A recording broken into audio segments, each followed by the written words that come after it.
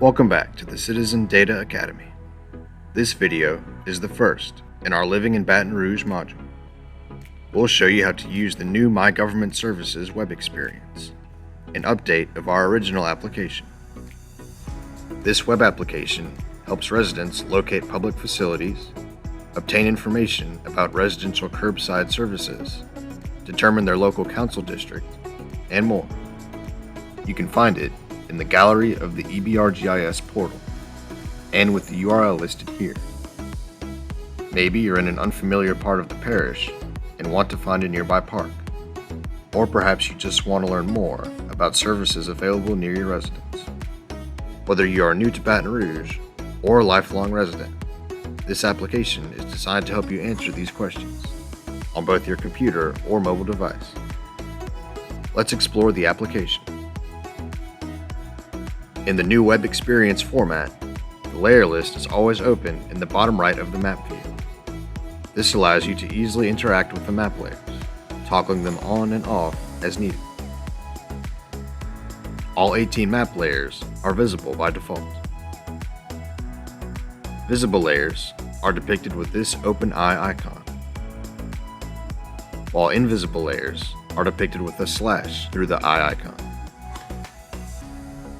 There are 11 layers displaying the locations of various public facilities, including community centers, courthouses, EMS stations, fire stations, libraries, parks, police stations, polling places, post offices, schools, which includes both public and private schools, from pre-K all the way to the university level, and recycling facilities.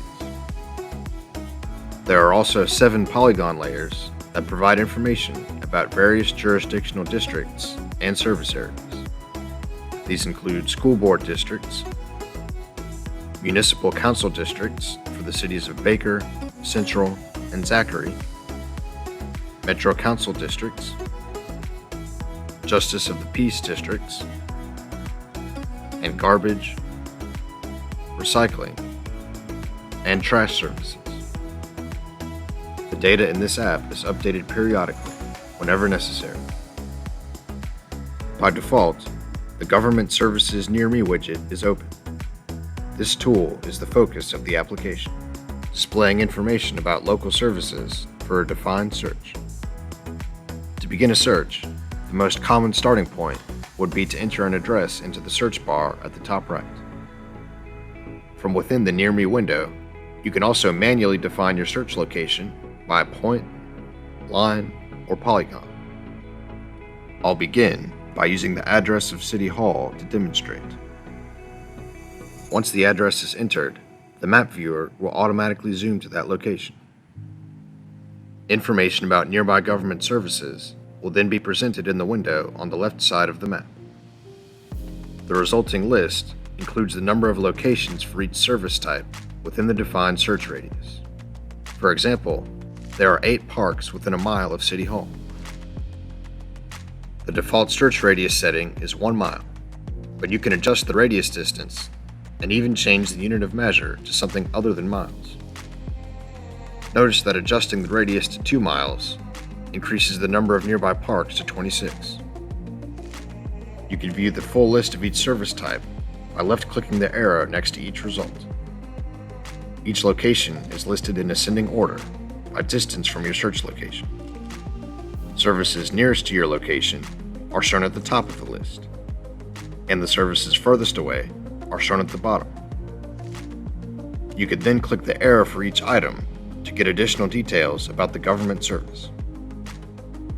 In this example, the nearest public park from City Hall at 222 St. Louis Street is Convention Street Park, and the nearest school is St. James Episcopal Day School.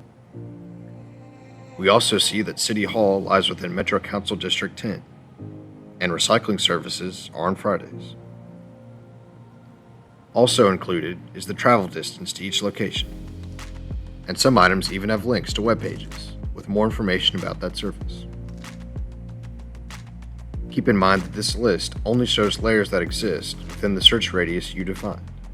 For example, my list does not include the municipal elected officials layer because those service areas are outside of my defined search radius. As mentioned earlier, in addition to searching by a specific address, you can also search within a distance of a manually entered point, line, or polygon. For a point location, click the Map Pin button, and then left-click on the map to place your point. For lines or polygons, click the appropriate button and begin digitizing the shape on the map by left-clicking as necessary. To finish the feature, simply double left-click. You will then see the search results listed in the Near Me window, the same way as it would when searching by an address. To clear your search results, you can begin digitizing another feature or click the Reset button. Now let's cover the map control buttons on the left side of the interface. These buttons zoom the map view in and out, which can also be done with the scroll wheel of your mouse. This button restores the default extent of the map view from when you open the application. With this button, you can find your location on the map once you give the application permission to access your current location. This is especially useful on mobile devices.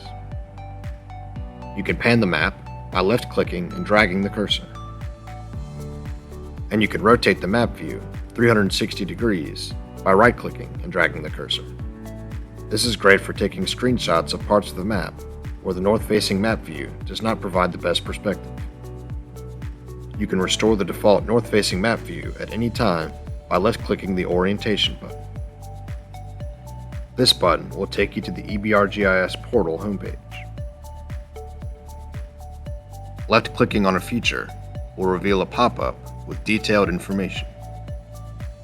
You can dock the pop-up window, and as you continue to click on other features in the map, the details will update. There are 3 buttons on the right side of the user interface.